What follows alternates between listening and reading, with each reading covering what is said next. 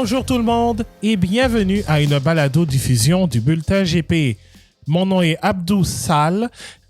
Au menu cette semaine, on va parler de Oscar Piastri et de F1 Academy. Pour parler de ces deux sujets, j'accueille avec moi mes complices, comme toujours, Ana Maria Mercado-Lopez et Marc-André Fortin. Bonjour, bonjour. Salut Abdou. Comment allez-vous? Ça va très bien. La saison est commencée, Abdou. Ben oui. Est-ce que tu es au courant? La saison de quoi? La saison de la NWSL? La saison de NASCAR? Je sais pas trop, là. Non. Oh. Ah! OK. Vous parlez de la F1 Academy, mais non, ça oui, commence... exactement. Ça commence pas. Ça commence cette semaine. Ah, OK. J'ai compris. On va parler de Formule 1, d'accord. Oui. OK. Ouais, c'est vrai, il y avait le Grand Prix d'Australie en fin de semaine. Et malheureusement, pour les Australiens, ben, ce sera une autre année sans voir un de leurs héros locaux monter sur le podium parce qu'Oscar Piastri a terminé 9e alors qu'il a fait un tête-à-queue alors qu'il était 2e et avait une chance potentielle de remporter le Grand Prix. Et Jack Doohan a terminé dans le mur après quelques mètres dès le premier tour. Au moins, la bonne nouvelle, un baume pour les partisans australiens, c'est que Oscar Piastri est avec McLaren pour y rester et c'est le sujet numéro 1 de notre épisode. Alors, ça s'est fait juste avant le Grand Prix d'Australie, cette prolongation de contrat entre Oscar Piastri et McLaren. On ne connaît pas les détails financiers officiels. Bon, on parle d'une augmentation de salaire assez élevée, je ne sais pas c'est quoi, mais on sait que c'est aussi un contrat à long terme. On ne connaît pas les détails, en fait, la fin du contrat, mais on suppose que c'est au-delà de 2027. Le contrat original se terminait à la fin de la saison 2026. Rappelons que Piastri a fait ses débuts en Formule 1 en 2023 avec McLaren, surtout après la fin de cette saga contractuelle qui l'engageait contre Alpine. Et depuis, c'est 2 victoires en Grand Prix, 1 en sprint et plusieurs podiums. Toujours pas de pole, mais ça s'en vient à un moment donné. Et ce qui veut dire que pour les prochaines années, McLaren a le duo Lando Norris-Oscar Piastri à long terme. Alors, comment trouvez-vous la prolongation de contrat prolongé de Lando Norris, Marc-André? Je trouve que c'est très positif pour l'équipe. Dans toute la saga Piastri, Alpine, les grands gagnants, c'était les McLaren.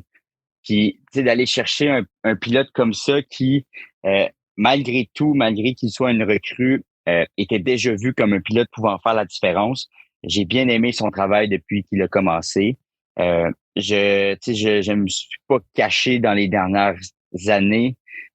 J'ai l'impression qu'Oscar Piastri a ce qu'il faut pour devenir champion. Ce que je ne vois peut-être pas totalement encore chez Lando Norris.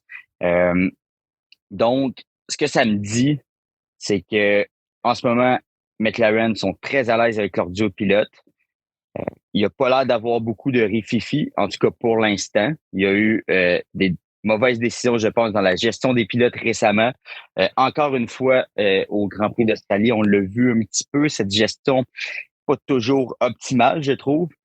Mais c'est la vie quand tu as 2 pilotes qui peuvent compétitionner ensemble et se battre en piste. Je pense que c'est cette petite difficulté-là que tu te mets sur les épaules. Maintenant, qui est le pilote d'avenir de McLaren? Est-ce que déjà à l'interne, on sait que c'est Oscar Piastri? Est-ce qu'on sait que c'est Norris? J'ai très hâte de voir comment tout ça va se déterminer. On s'entend qu'en ce moment, par expérience, ça va être Norris. Mais j'ai l'impression qu'Oscar Piastri pourrait prendre la place d'ici, à très court terme. Donc, excellente signature. Maintenant, je sais pas si on a le montant d'argent. De toute façon, en Formule 1, on s'en fout un peu, là. Mais j'ai hâte de voir surtout les années. D'après moi aussi, ça doit être peut-être 2028. Ça a quand même du sens quand on parle d'un contrat de long terme en Formule 1. Ça peut peut-être ressembler à ça. Là. Merci beaucoup, Marc-André. Anna Maria, que penses-tu de la prolongation de contrat d'Oscar Piastri? Mais, mais pour lui, je pense que c'est une bonne chose pour Piastri et pour McLaren parce qu'ils vont continuer le travail qu'ils ont commencé ensemble et ça marche très bien. Mais par contre, j'ai encore désolé si je pété la ballon de beaucoup, mais j'ai encore la misère à comprendre le contrat de Piastri parce que, oui, parce que ça dit au moins jusqu'à 2026, c'est ça. Et qu'est-ce que je vois que 2026, c'est l'année prochaine. Donc, c'est là, il y a plusieurs années, un contrat multiannuel, mais il n'y a rien de clair parce que oui, plusieurs années, ça pourrait être 2027, 2028. Et ça aussi, la question de que quand tu dis pluriannuel, multiannuel, ça veut dire qu'à chaque année, il y en a des, chaque partie, il y a des clausules de sortie ou clausules de rester, de laisser aller les pilotes. Si moi, j'ai une offre plus mieux que ce qu'il y en a, si moi, je ne suis pas le pilote numéro 1, si, c'est ça. Je pense que c'est une bonne chose pour les deux, mais de la façon comme ça a commencé, je trouve un peu brouillon de la part de McLaren quand on dit ce Grand Prix déjà, de pas essayer de dépasser Norris. Bon, ouais, je suis d'accord, mais juste rappeler que 2026, c'était le contrat à la base, avant la prolongation de cette semaine. Donc, on oui, c'est ça. C'est au-delà de 2027. Oui, c'est ça. Tout ça. C'est ça. J'allais te demander si tu avais plus d'informations parce que c'est ça. Dans toutes les informations, il y en a des contrats multiannuels au-delà de 2026, mais il n'y a pas de date. Je veux rien de, j'ai pas eu quelque chose de concret. Je sais qu'ils vont rester à long terme et ça donne une garantie au moins, mais il n'est pas stipulé. Comme quand tu dis Hamilton il va rester pour 12 années ou 3 années, c'est clair. Mais quand tu dis multiannuel, c'est... Mais si tu dis ça pour Stroll, tu dis, oui, ça va rester. Mais Piastri, est-ce que ça sera content et est-ce que lui est content avec ce qui va se passer? Je ne sais pas. Moi, je trouve que c'est gagnant-gagnant parce que déjà, avec Lando Norris qui est établi depuis plusieurs années avec McLaren, Marc-André a touché un point. Oscar Piastri est visiblement le futur de McLaren sans aucun doute. Mais il y a aussi l'aspect externe parce que il y a eu des rumeurs comme quoi Red Bull était vraiment intéressé au service de Piastri. Donc,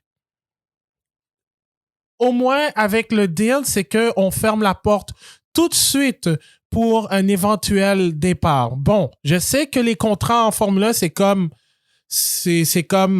du velcro, ça peut se détacher très rapidement, mais de la manière que McLaren a fait ça, puis c'est pas la première fois qu'ils le font, du moins depuis que Zach Brown est avec l'équipe, c'est qu'on signe les contrats très rapidement, le plus tôt possible, pour éviter toute embrouille de savoir arriver en été, est-ce que l'aventure continue après la saison en cours.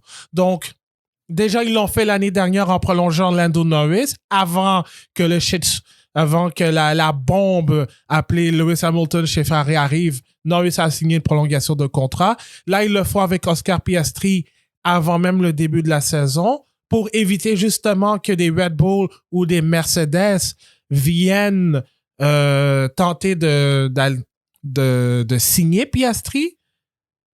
C'est une bonne chose. Et en plus, oui, dans l'éventualité où McLaren a encore une bonne voiture dans les prochaines années, il s'assure d'avoir un excellent duo de pilotes. Oui, une dernière chose à dire. C'est là où j'ai la misère à faire confiance parce que je sais que Maga il est capable de signer des pilotes, mais il est capable aussi de, de casser des contrats, comme on l'a fait avec Ricciardo, parce qu'il y avait un contrat Ricciardo quand il était renvoyé. Mais dans le cas de Norris, il était clair. Tu dis, lui a signé jusqu'à 2027. C'était clair. On avait des dates, on avait jusqu'à quand, et c'était clair. La difficulté que j'ai avec Piastri, c'est que, oui, il est signé, et McLaren s'assure de dire, il est avec nous, pour pas le voler, mais je pense que il y en a des portes de sortie de deux côtés parce que Oh, je crois que... étable et ça dit pas jusqu'à quand, il n'y a pas de date, il y en a pas beaucoup de contrats, on connaît pas beaucoup c'est quoi ce Ben, qui a le dedans. Ben ça appartient à l'équipe de la manière dont elle communique parce que probablement elle veut éviter tout problème légaux et tout ça. Et par exemple, dans un cas de rupture de contrat avec, comme on l'avait avec Ricardo, mais ça c'était plus en termes de performance et justement pour obtenir un Piastri, il ne le regrette vraiment pas, ben c'est probablement soit pour des raisons légales ou pour justement cacher leur jeu face aux équipes qui veulent aller chercher Piastri. Maintenant, toujours dans le sujet Piastri, on s'entend que c'est le futur de McLaren, mais à lire les commentaires de Andrea Stella et de Zach Brown, ils ne disent pas qu'ils sont contents d'avoir Piastri juste parce que ils ont signé une prolongation de contrat. Je pense que c'est vraiment sincère que les deux ont, et même Lando Norris à un certain égard aussi, on aime travailler avec Piastri. Qu'est-ce que tu en penses, Marc-André? Tout à fait. Je pense que ça prouve que, comme je parlais de Rififi tantôt, j'ai vraiment l'impression qu'il y a quand même une belle harmonie dans cette écurie en ce moment. En même temps, les problèmes ne sont pas vraiment arrivés l'an passé. Ça a quand même été une belle saison l'an passé, donc c'est certain que on a pu voir le beau. Maintenant, j'ai hâte de voir cette harmonie lorsque ça ira moins bien, parce que cette voiture a l'air hyper rapide cette année, mais j'ai l'impression quand même que elle va avoir des défis cette année. J'ai l'impression aussi que la parité va faire en sorte que ça va être chaud toute la saison. Donc, ça va être important pour McLaren de bien respecter les règles qui vont avoir été mis entre les deux pilotes. Tu sais, quand on parle que les règles sont claires, ça, c'est vraiment, vraiment important. Mais à un moment donné, ben, ça se peut que Piastri soit meilleur qu'un Norris. Il va pas falloir l'arrêter, à moins que Norris ait une avance vraiment, une très bonne avance pour le championnat du monde et qu'on ne veut pas lui enlever. Je pense que tu peux pas museler un gars comme Piastri. Donc, l'harmonie est là. Mais est-ce que si tu muselles un petit peu Piastri, ça va causer des problèmes? Ça, on ne le sait pas. C'est pas vraiment arrivé encore. Mais oui, je pense que l'harmonie est là, puis je pense que c'est un début de partenariat. Ça fait quand même 2 ans, qui commence très bien pour les deux, là. Mhm.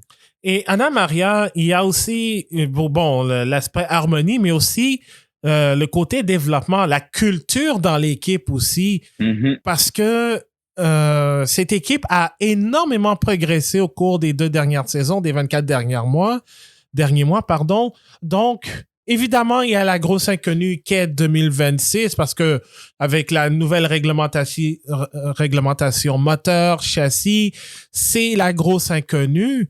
Mais au moins, ça va permettre, avec le développement et ce qu'on a vu, d'avoir, avec McLaren a, en Piastri, déjà une valeur très sûre. Oui, c'est sûr qu'avec avec Piastri, son ballon sur lui, il s'avance très bien dans les développements. Et c'est, comme tu dis, ils ont désigné une culture où tout va bien.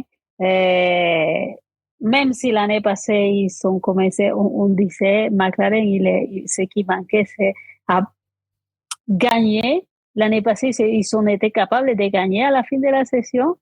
Donc, je vois pas pourquoi ça casserait l'harmonie. Je pense que ça va continuer, mais maintenant, c'est juste capitaliser sur qu'est-ce qu'on a déjà. On a une bonne voiture, il y en a deux pilotes, donc maintenant, c'est, comme on dit, c'est capitaliser tout le travail qu'on fait avant, et j'espère qu'ils vont pas casser l'harmonie.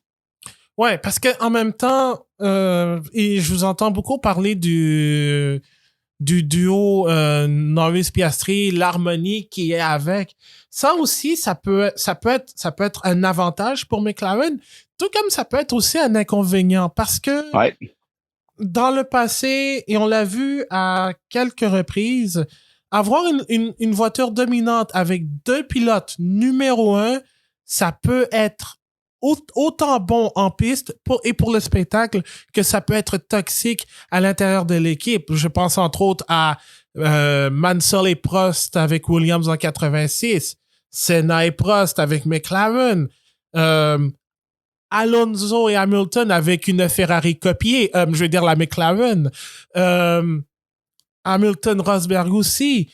Donc, il peut y exister des frictions et je sais qu'on a eu un flashpoint l'année dernière avec le Grand Prix de Hongrie et cette histoire de consigne équipe vraiment embrouillée et tout ça, le papaya rules, pas très clair. Mais moi, je ne vois pas cet esprit de gros égos chez McLaren. Évidemment, je sais que chaque pilote veut se gagner pour le titre. Mais moi, et peut-être je suis peut-être naïf du côté de McLaren, mais je vois pas Oscar Piastri se battre énormément. Ben, il va se battre pour le championnat, mais je pense pas que c'est quelqu'un qui va penser à sa petite personne, et encore moins Lando Norris. Je sais pas comment vous le voyez du côté de l'Australien. Ouais. Ouais, je pense que c'est un gars d'équipe. Je pense que, tu sais, il l'a prouvé depuis le début de sa carrière que c'est pas, euh, c'est pas toujours, comment dire, c'est pas toujours simple la Formule 1 parce que tu te bats contre ton coéquipier. T'es vraiment en collision directe avec lui. Mais après tout, c'est quand même un petit peu un sport d'équipe. Donc, c'est vraiment assez particulier comme énergie. Et oui, j'ai l'impression que Piastri est un bon gars d'équipe. Mais en même temps, euh, il n'a pas été nécessairement dans une position où il pouvait sortir les crocs puis tenter de dépasser Lando au championnat, par exemple. Donc, on est encore un petit peu dans l'inconnu dans dans cette équipe, dans ce partenariat entre les deux. Donc, j'ai quand même assez hâte de voir à quel moment, mais surtout comment les deux vont agir lorsque réellement les crocs vont sortir. Tu sais, rappelez-vous Rosberg et Hamilton, ça semblait un super beau partenariat, les deux s'entendaient bien, tout allait bien jusqu'en 2016. Rosberg a sorti les crocs. Rosberg a travaillé fort pour essayer d'enfin battre Hamilton. Et ça a quand même mal fini. Donc, oui, en ce moment, tout a l'air beau. Les arcs-en-ciel sont sortis. Mais quand va falloir que Piastri donne un petit coup de roue pour déconcentrer Lando, pour tenter de le dépasser, peut-être qu'il va y avoir des frictions quand même. Fait que j'ai hâte de voir. Anna Maria? Ouais, je pense que, comme tu l'as dit, c'est pas des gars, des pilotes qui agressifs, qui peut-être ils vont pas essayer de scraper une course. Mais, par contre, je suis pas tout à fait d'accord avec Marc-André de que c'est l'harmonie, parce que, on l'a vu l'année passée. Oui, Lando, il était pas agressif, mais il refusait des ordres parce que l'équipe n'était pas claire, qu'est-ce qu'il voulait pas. Il disait à Piastri de faire quelque chose, après il disait à Lando de faire quelque chose. Et je pense que ça va pas jouer tout à fait sur comme l'attitude des pilotes de se battre, d'être agressif, comme l'a fait Rosberg Hamilton. C'est plutôt que quand l'équipe il donne une ordre, ça déstabilise les pilotes. Je pense que les deux, tant Lando comme Piastri, c'est des pilotes un peu pougeants. Ils n'ont pas encore la duresse qui a Verstappen, par exemple, on va dire ça comme ça. Ils ne sont pas si durs, ils ne sont pas si... comment je pourrais dire ça? Ils ne sont pas si mentalement très forts pour se battre entre eux, mais quand l'équipe il fait quelque chose, on voit tout de suite que ça affecte la course. Et on l'a vu. Et désolé, mais les fins de semaine, pendant la course, quand on le dit à Piastri de maintenir la position, il tout de suite a commis un erreur. Tout de suite. Ouais. Tout de suite a commis un erreur. Et là, on voit que ça joue dans le métal. Parce que les deux pilotes ils ont commis des erreurs. Mais je disais, Piastri, il y avait tellement, comme il ne voulait pas laisser aller Norris, il restait tellement collé après lui que Norris, comme il a fait son erreur, et lui, il le suivait derrière. C'est là que je dis que ça peut jouer pour le championnat. C'est plutôt l'équipe, si il ne sait pas bien gérer les positions des pilotes, parce que tu peux dire, regarde, c'est la première course, tu le laisses courir, tu les laisses faire pour voir, ils sont des gars assez propres. Je pense qu'ils ne vont pas faire des bêtises. Donc, tu le laisses courir, on est dans la première course et tu dis déjà, tiens la position. Clairement, tu dis, c'est un ordre d'équipe, parce que tout le monde la voit comme ça, les pilotes aussi la perçoivent comme ça, et je pense que c'est là où il faut faire attention. Mm-hmm. Et d'autant plus aussi que moi je pense, bon, dans le cas de Piastri, c'est bon. Les consignes d'équipe et tout ça, ça s'ajuste au fil des grands prix et des saisons. Donc ça, moi j'ai pas de mal à voir une équipe utiliser les consignes d'équipe. Bon, concernant l'harmonie, le duo, je pense que on est encore au stade de l'arc-en-ciel parce qu'il n'y a rien qui a vraiment viré, à part peut-être Hongrie et voire même Italie où Piastri nous a servi un beau dépassement sur Norris au premier tour à Monza. Mais sinon, pour le reste, j'ai plus l'impression que les deux travaillent ensemble. Peut-être on ne le voit pas assez sur à l'extérieur, mais moi, j'ai l'impression que les deux s'entendent vraiment, vraiment bien. Mais on n'est pas encore rendu au point où c'est une voiture ultra dominante. Peut-être que ça le sera cette année, qui sait. Et il y aura un changement de paradigme. Mais j'ai vraiment l'impression que Piastri est définitivement le pilote du futur. Et ça m'amène justement au prochain point. Tu sais, quand j'ai évoqué que Red Bull était intéressé au service de Piastri, et c'est une des raisons pour laquelle McLaren a décidé de prolonger le contrat le plus vite possible et avant le début de la saison, ben ça veut dire que Piastri déjà est une grosse valeur, et déjà une grosse valeur en Formule 1. Les équipes ont vu ce qu'il a fait avec McLaren au cours des 2 dernières saisons, et ça donne aussi une raison à McLaren d'avoir fait toutes ces démarches, autant avec Piastri que l'équipe de management qui est dirigée par Mark Webber pour sortir Piastri du contrat d'Alpine, de ce fameux bordel qui a été ce conflit contractuel. Mais déjà avec Verstappen, dont on dit est-ce qu'il va quitter Red Bull cette année ou à la fin de l'année prochaine. George Russell, on ne sait pas si s'il va rester d'ici 2026 ou bien même à la fin de 2026. Là, pour le marché des transferts, ça vient de geler pas mal plus d'options pour Red Bull, Mercedes, Aston Martin et compagnie. Donc, je pense que McLaren s'en sort énormément gagnant de ce marché des transferts 2025-2026. Marc-André? Oui, surtout que je pense que Red Bull aurait été très, très, très agressif envers Piastri. On reviendra sur Netflix la semaine prochaine, mais et je veux pas te spoiler, Abdou. Je sais pas c'était dans quel épisode, donc peut-être que je vais m'arrêter. Mais mais tu vois que Christian Horner aime beaucoup Piastri. Et Lando Norris aussi. Et Lando, mais particulièrement Piastri. J'ai vraiment l'impression que s'il y avait eu un choix entre les deux, il serait allé avec Piastri. Puis d'après moi, il reconnaît tout le potentiel que Piastri peut avoir. Peut-être qu'il reconnaît aussi son caractère.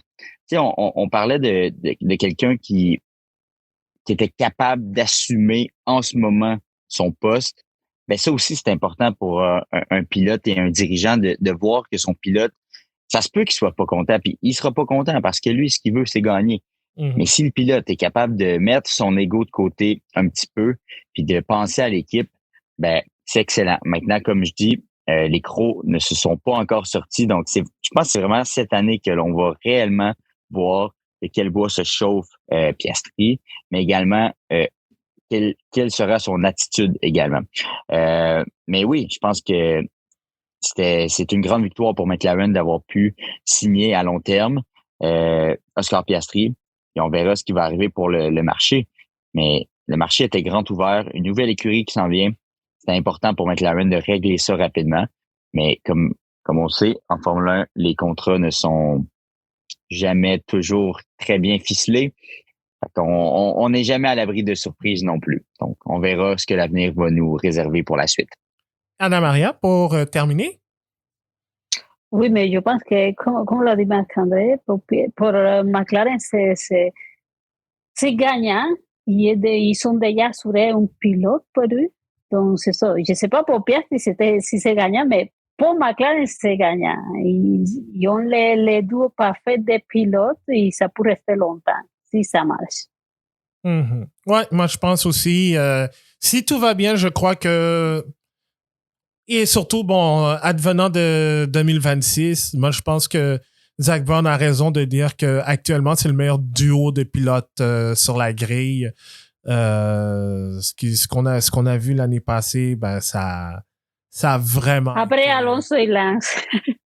Bref, on va passer tout de suite à la F1 Academy parce que c'est le début de la saison 2025 de la F1 Academy, le championnat 100% féminin. On a eu la F3 et la F2 lors du Grand Prix d'Australie. Maintenant, c'est la F1 Academy qui sert de série de soutien à la Formule 1. C'est la 3e saison de ce championnat et la deuxième qui va être diffusée dans son intégralité sur YouTube parce que lors de la première année, ben, on avait l'effet saillant, puis ensuite, lors de la dernière course qui avait lieu à Austin, c'était disponible sur YouTube et la deuxième saison l'était. Toutes les courses étaient disponibles sur YouTube et ça le sera encore cette année. Donc, là, comme je l'ai dit, la saison commence cette fin de semaine en Chine. Alors, ensuite, on ira à Jeddah du 18 au 20 avril. Ensuite, au mois de mai, du 2 au 4, c'est à Miami. Ensuite, on va à Zandvoort du 29 au 31 août. Ensuite, Singapour du 3 au 5 octobre. Et la saison va se terminer à Vegas du 20 au 22 novembre. Mais vous aurez compris que j'ai skippé le mois de juin.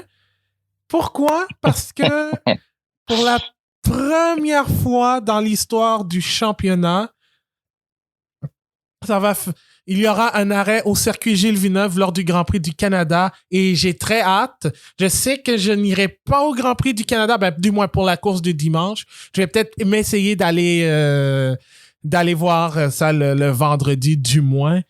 Mais j'ai très, très hâte. En plus, il y a 10 recrues, une nouvelle équipe.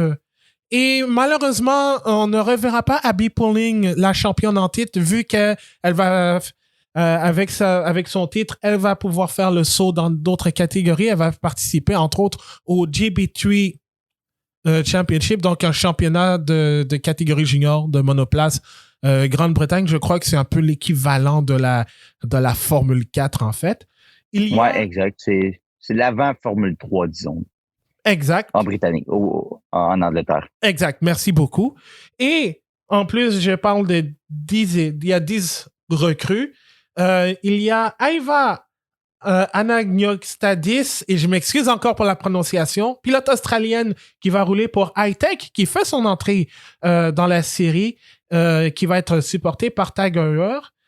Pour remplacer Abby Pulling, parce que il y a aussi cette particularité avec la F1 Academy. Depuis l'année dernière, les 10 équipes ont leur livré sur les voitures de F4, et pour remplacer justement Pulling chez Alpine, c'est Nina Gadman, pilote néerlandaise, qui va rouler pour Prema, en fait, aux couleurs de Alpine. Ensuite, chez Sauber, roulant pour Rodin Motorsport, anciennement Carlin, c'est l'Autrichienne Emma Felbermayer. Chez McLaren, toujours avec Rodin, c'est Ella Lloyd, qui avait participé d'ailleurs à une course de F1 Academy l'année dernière en tant que wild card. Je me souviens plus c'était dans quelle épreuve. C'était à Singapour. On a Courtney Crone qui aussi avait participé comme wildcard l'année dernière, qui va rouler pour RGP aux couleurs de Haas. Il y a Alba Larsen, pilote danoise, qui va rouler pour MP Motorsport, parrainé par Tommy Hilfiger. Il y a l'Australienne Joanne Ciconte pour MP Motorsport, parrainé par la F1 Academy. On a Rafaela Ferreira qui va être avec Campos, mais qui va être parrainé par Racing Bulls. Et Alicia Polomsky qui va être avec Red Bull Racing, toujours avec Campos. Mais surtout, très importante, on a une autre Canadienne qui va faire le saut dans la F1 Academy, et c'est Nicole Averda, qui participait entre autres à la Formule régionale américaine. D'ailleurs, qui a justement, juste avant d'enregistrer cet épisode, a annoncé qu'elle reviendra avec Kiwi Motorsport cette année, en plus de faire la F1 Academy. Est-ce que vous avez hâte à cette saison? Complètement. Ça va vraiment être intéressant. Un peu triste de ne pas voir Abby Pulling, par contre, au Grand Prix du Canada. C'est pour ceux qui ne l'ont pas vu l'an passé, là, c'est vraiment une très bonne pilote. C'est quelqu'un qui est très agressif, qui réussit très bien à avoir un bon rythme. Donc, c'est un peu dommage de ne pas l'avoir, mais évidemment, championne égale avoir une opportunité de monter dans les échelons dans le monde de la course automobile. Qui sait où cela l'amènera. Je pense que l'existence de la F1 Academy sert justement à ça, ouvrir des portes, même de défoncer des portes. Puis, on verra vraiment où ça va mener. Mais non, très, très belle saison, je pense, qui va arriver. Je pense que Dorian Pin va être très difficile à déloger cette année, considérant qu'Abby Pulling n'est pas là. Mais encore là, on pourrait avoir une surprise avec une recrue qui sort d'un peu nulle part puis qui vient nous surprendre. On va découvrir des pilotes aussi. C'est ce qui est le fun aussi avec cette catégorie. Puis en plus, elles vont rouler à Montréal devant nous, à défaut de ne pas avoir la F2 et la F3, qui est probablement mon plus grand rêve.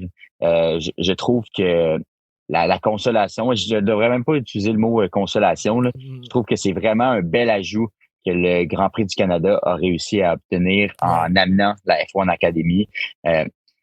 Sans dire que les autres courses de soutien n'étaient pas intéressantes depuis une couple d'années, j'avoue que j'avais un petit peu perdu l'intérêt Mais ça vient vraiment, vraiment donner un second souffle, je trouve, à la fin de semaine que l'on va connaître cette année. Très hâte de voir notre Canadienne aussi, très hâte de la découvrir. Je ne la connais pas du tout.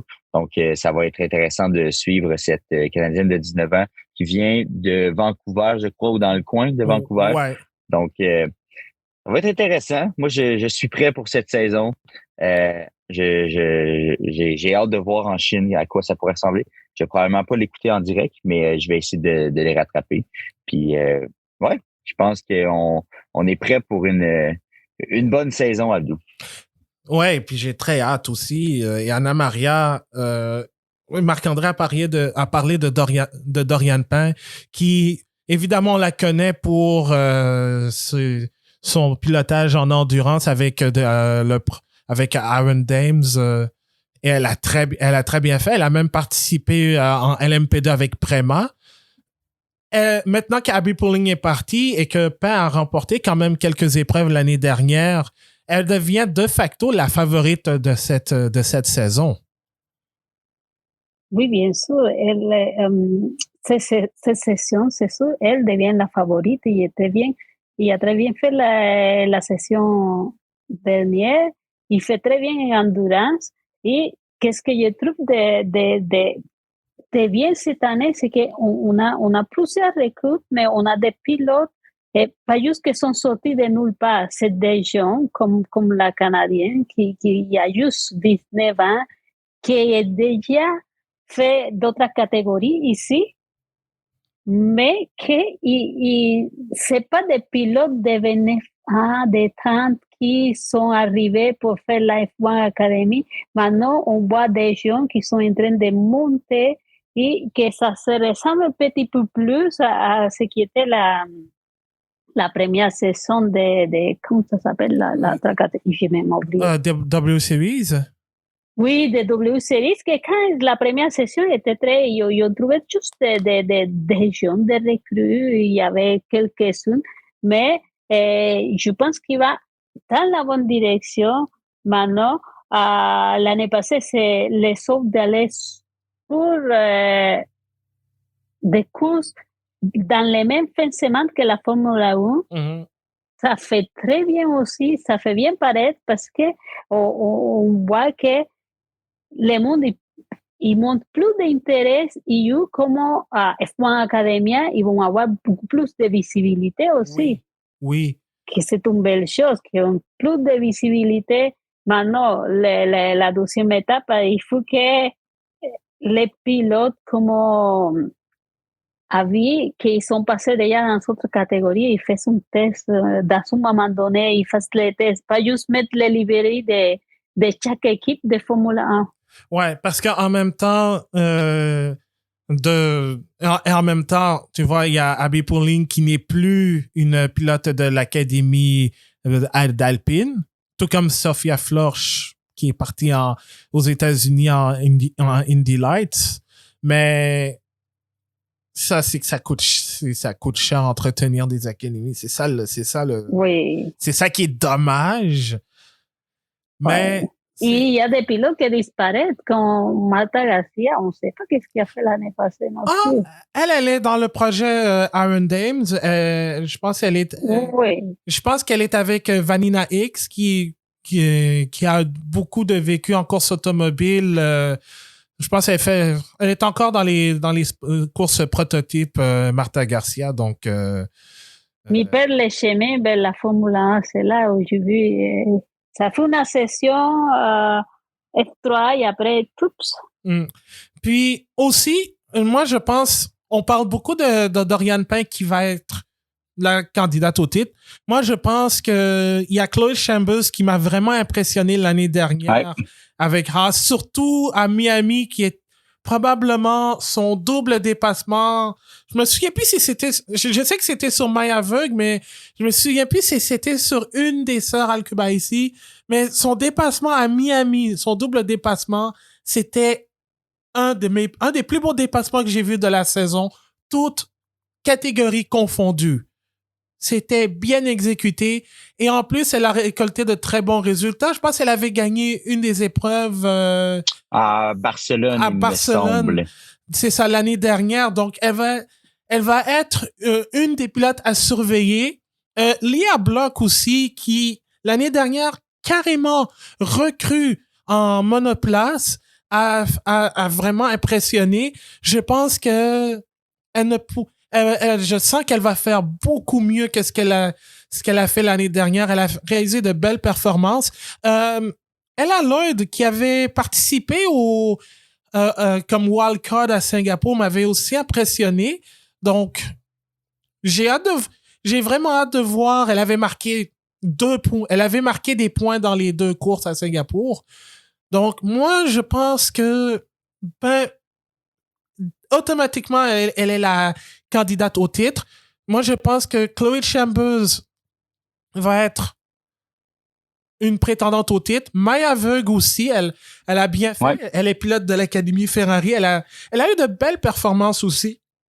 Mais sinon, je pense même Nina Gadman qui a participé aussi à Zandvoort. Elle avait fini 4e dans la course 1.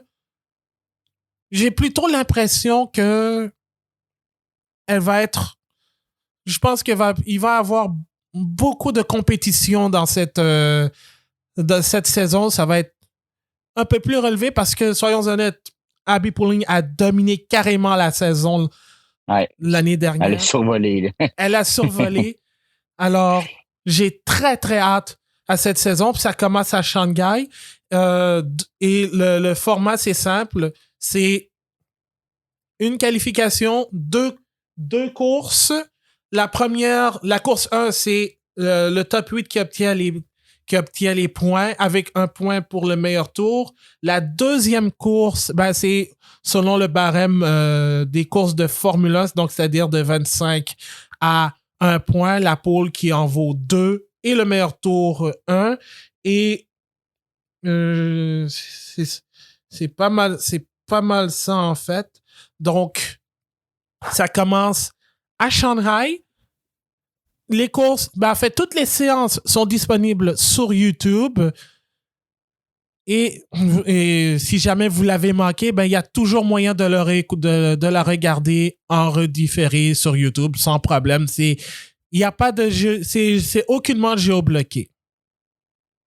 Alors, que la saison commence et surtout, on a très hâte de voir la F1 Academy à Montréal. Et juste pour le fun, et ça, je vais pas vous revenir là-dessus comme je fais avec la prédiction du début d'année. Question. Course 1, course 2, qui va gagner à Montréal? Je pense que Chloé Chambers va remporter une des courses. OK. Je pense. Puis, j'aime beaucoup Doriane Pain. Je pense évidemment qu'elle pourrait remporter une des 2 courses également. Je pense que j'irai avec ça.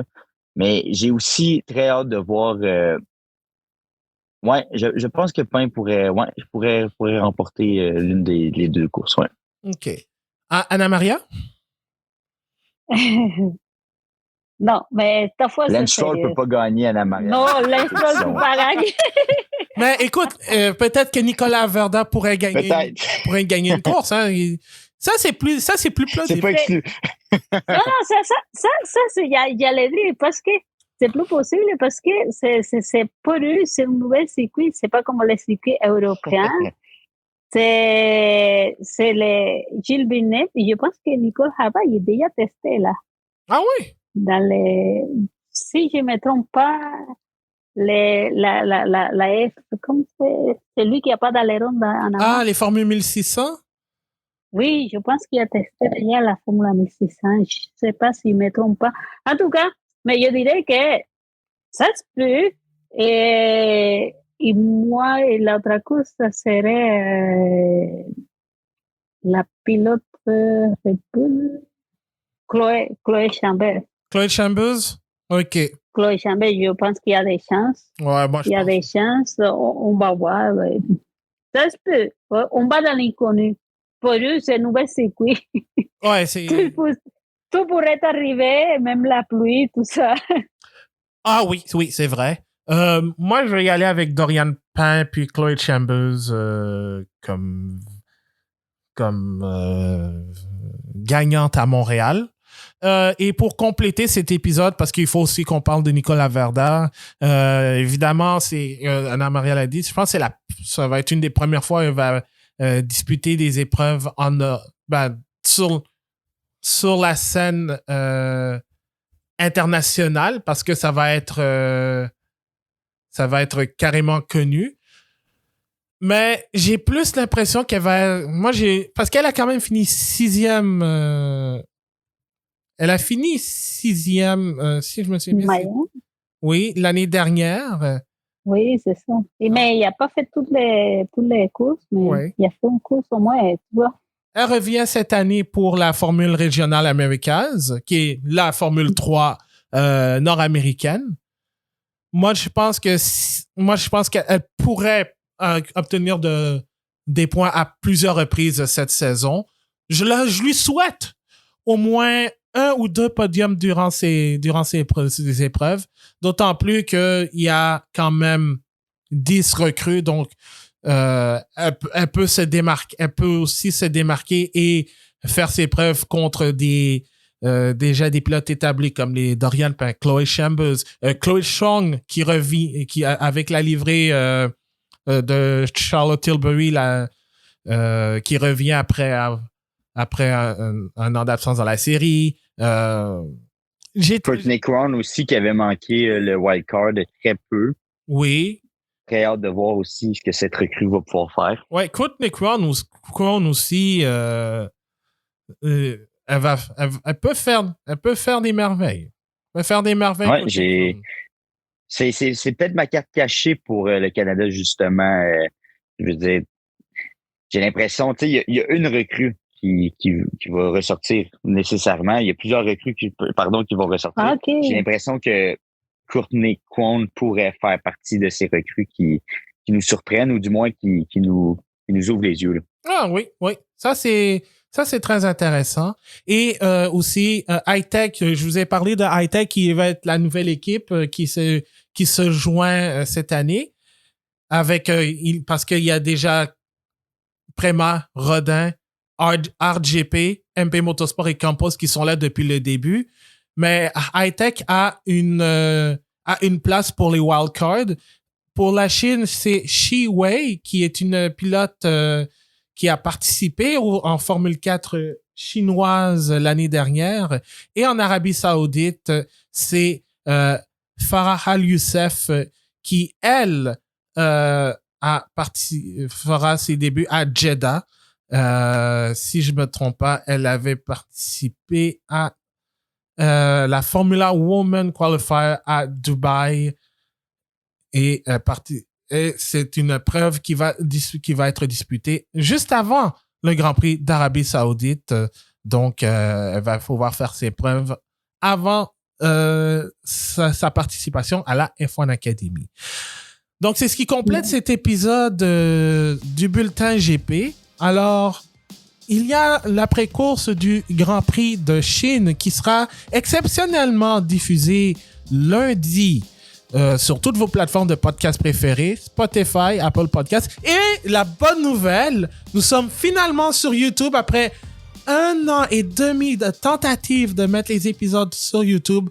Ils le sont. Donc, c'est sur YouTube, @ le bulletin GP, si jamais vous voulez aller écouter les épisodes. Il y a pas de vidéo encore, mais les épisodes sont disponibles sur YouTube.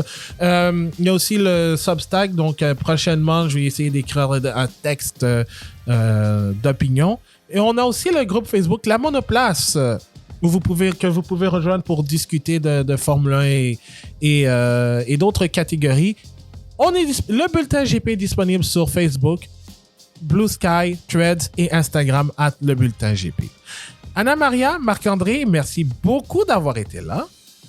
Merci à vous, c'est un plaisir. Je vous souhaite un excellent Grand Prix de Chine et on se retrouve la semaine prochaine pour parler de Drive to Survive. Donc, préparez vos critiques, préparez vos notes parce qu'on va aller au fond du sujet. Allez, mon nom est Vas-y. Est-ce que vous l'écoutez en direct par hasard, le Grand Prix de Chine? Ou... Ouais, moi, Ah, ben là, je sais pas, c'est pas sûr, moi, c'est 3 Moi, heures je du confirme que matin. oui. moi, je confirme aussi que je vais regarder ça à 3 heures du matin, heure du Québec. Je sais pas, mais je me ferai pas spoiler, en tout cas.